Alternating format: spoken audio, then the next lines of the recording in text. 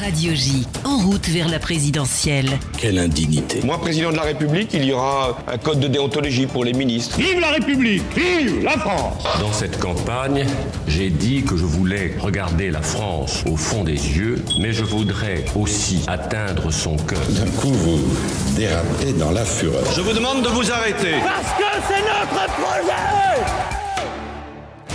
Tous les jours à 14h10, un éditorialiste vient nous raconter les coulisses de la campagne. J'ai le plaisir d'accueillir en ce jeudi Mickaël Darmon. Bonjour Mickaël. Bonjour à tous. Vous êtes désormais avec nous sur Radio J tous les jeudis. Mickaël Darmon, on poursuit ensemble notre état des lieux de la situation des grandes forces politiques à 6 mois ou presque de la présidentielle.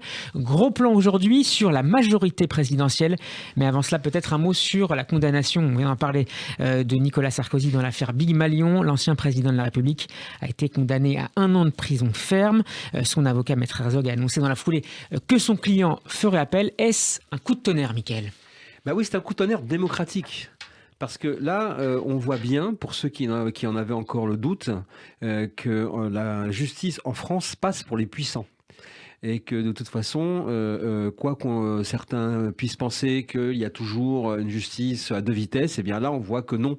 On voit que le travail a été fait, le travail d'alerte de la commission des comptes de campagne a été entendu par la justice, l'instruction a été documentée et une condamnation a été prononcée. C'est une première en France, il faut le souligner. C'est important parce que c'est la première fois qu'un président de la République est condamné. D'ailleurs, c'est la deuxième fois pour Nicolas Sarkozy puisqu'il est déjà condamné pour des faits de corruption. À chaque fois, il a fait appel, on le souligne, mais en réalité, les condamnations sont quand même prononcées. Donc, évidemment, c'est je dirais, une mutation également démocratique importante parce qu'on voit bien que cette fois-ci, la justice passe sur des sujets où jusqu'à présent, en tout cas dans les années précédentes, elle avait plutôt l'habitude d'être assez discrète. Nicolas Sarkozy, qui à l'occasion de la sortie de son dernier livre Promenade, a commenté, Mickaël, 2 récents faits politiques et diplomatiques majeurs. D'abord, la probable candidature d'Éric Zemmour à la présidentielle.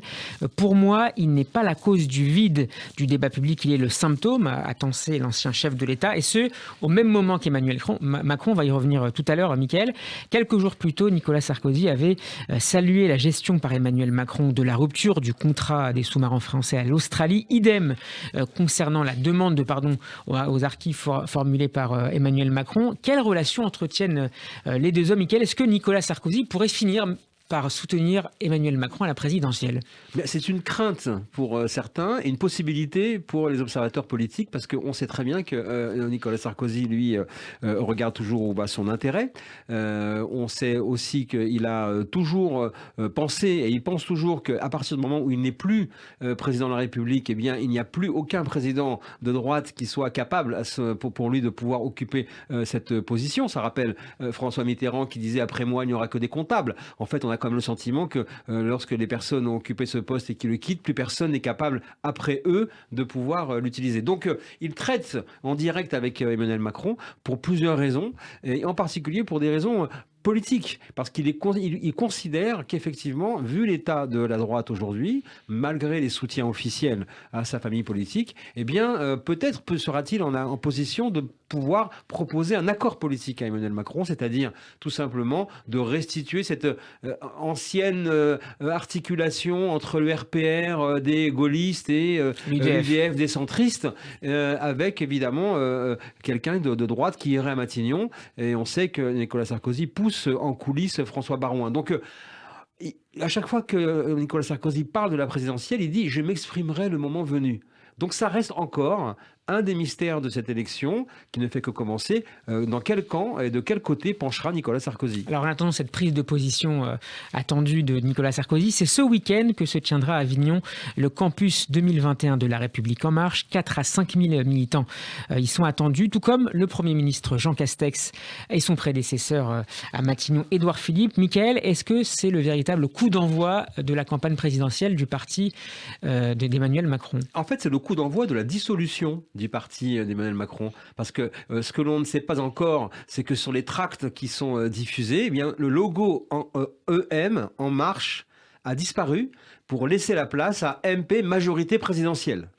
Ce qui veut bien dire que le coup d'envoi effectivement à Avignon ce week-end, eh bien, c'est le coup d'envoi militant de la campagne pour la réélection d'Emmanuel Macron. On a parlé ici également il y a quelques semaines de la création de cet acronyme savoureux, le CREM, le Comité pour la réélection d'Emmanuel Macron concernant les élus locaux. Eh bien aujourd'hui, ce week-end, ça va être de manière beaucoup plus maintenant visible, beaucoup plus militante, c'est-à-dire que la maison commune créée par Richard Ferrand, François Bayrou, les autres formations associées autour d'En Marche viennent créer une structure plus générale pour soutenir la réélection d'Emmanuel Macron et pour dépasser, comme on dit pudiquement, la République En Marche qui n'a pas su s'ancrer pendant tout ce quinquennat, qui est un échec d'ancrage territorial. On l'a vu d'élection en élection. Et donc cette fois-ci, eh bien, à Avignon, eh bien, la Macronie va pas tellement danser. C'est-à-dire qu'ils vont effectivement officiellement dire nous sommes en prêt pour la grande campagne. Mais en réalité, c'est aussi la fin de En Marche. Alors on suivra également la présence ce week-end à Avignon d'Édouard Philippe, qui est à la une ce jour du magazine Challenge. Il doit lancer son parti le 9 octobre prochain. Mais dans la coulisse, vous nous expliquez, Mickaël, que les tensions sont très fortes entre les pros et anti-Édouard Philippe. Oui, parce qu'en fait, l'après-Macron se prépare déjà. Et Édouard Philippe incarne cette possibilité de préparer l'après-Macron. Et vous l'avez dit, il lance son parti donc le 9 octobre. Il va demander à avoir des députés. La question, c'est combien de députés va-t-il demander? Combien de circonscriptions va-t-il demander? Et dans le camp du président, il va préparer tout simplement l'après-Macron. On verra bien pour quel rôle il y jouera. Mais d'ores et déjà, François Bayrou, qui lorgne ça d'une mauvaise manière et qui n'a jamais eu de très bonnes relations et qui n'a jamais tenu en haute estime donc Édouard Philippe, avec Richard Ferrand et d'autres macronistes de la première heure, s'organise pour dire à Emmanuel Macron ne lui donne pas trop de poids. Parce que nous sommes là et on ne va pas tout donner aux gens qui viennent de la droite. Je l'ai évoqué tout à l'heure, Mickaël, Emmanuel Macron est sorti de son silence hier concernant la probable candidature à la présidentielle d'Éric Zemmour. C'était à l'occasion d'un discours à la Bibliothèque nationale de France. Oui, il y a quelques jours, lorsqu'il était encore alpagué par les journalistes, Emmanuel Macron disait je ne commande pas, vous ne m'aurez pas sur ce sujet. Et puis hop, 3 jours plus tard, un sondage plus tard, changement de pied total, parce qu'en fait, le danger commence maintenant à être important. On s'inquiète beaucoup dans les coulisses de la Macronie sur la montée sondagière, pour l'instant, parce qu'il n'est pas encore candidat, on le répète, d'Éric Zemmour. Et surtout, ça pourrait venir totalement télescoper les plans. Parce qu'en fait, si Éric Zemmour avait un rôle pour Emmanuel Macron, c'était d'affaiblir la droite et Marine Le Pen, mais pas au point peut-être de la disqualifier pour le second tour, ce qui me permettrait à ce moment-là peut-être à un candidat ou une candidate de la droite de se trouver face à Emmanuel Macron. Et ça serait beaucoup plus embêtant pour Emmanuel Macron. Auquel cas, ça changerait totalement la donne de l'élection présidentielle, parce que là, il y aurait les conditions d'un rassemblement anti-Macron qui pourrait se faire, et au fond, on vivrait le scénario inversé de 2017. Un rassemblement anti-Macron de la part d'une partie de la gauche et de la droite qui trouverait là l'occasion de le débouter de l'Élysée. Pour terminer, je le disais tout à l'heure dans les infos, Jean Castex sera sur TF1 à 20h, un peu plus tard dans la soirée sur France 2. Cette fois, c'est Xavier Bertrand qui répondra aux questions des journalistes. Est-ce qu'on va vivre aujourd'hui une journée, est-ce qu'on vit déjà une journée politique importante? Il faut marquer le 30 septembre, effectivement, comme date importante dans la chronique de cette élection présidentielle. Regardez, vous avez aujourd'hui un ancien président, Nicolas Sarkozy, qui est condamné au bracelet électronique. Ce soir à 20h, vous avez son ancien ministre, Xavier Bertrand, qui est candidat à l'élection présidentielle, qui va dévoiler des mesures pour le travail. Jean Castex, Premier ministre, ancien également, collaborateur de Nicolas Sarkozy, lui maintenant, donc à Matignon, va essayer d'endiguer une flambée sociale sur les prix de l'énergie qui est en train de monter. Donc incontestablement, toutes les tensions et les équations de cette campagne sont réunies dans cette journée. Merci beaucoup, Mickaël Darmon. On peut réécouter votre intervention sur notre site radioj.fr. Lundi, nous serons en compagnie de Laetitia Crepa. Merci beaucoup, Mickaël. À bientôt.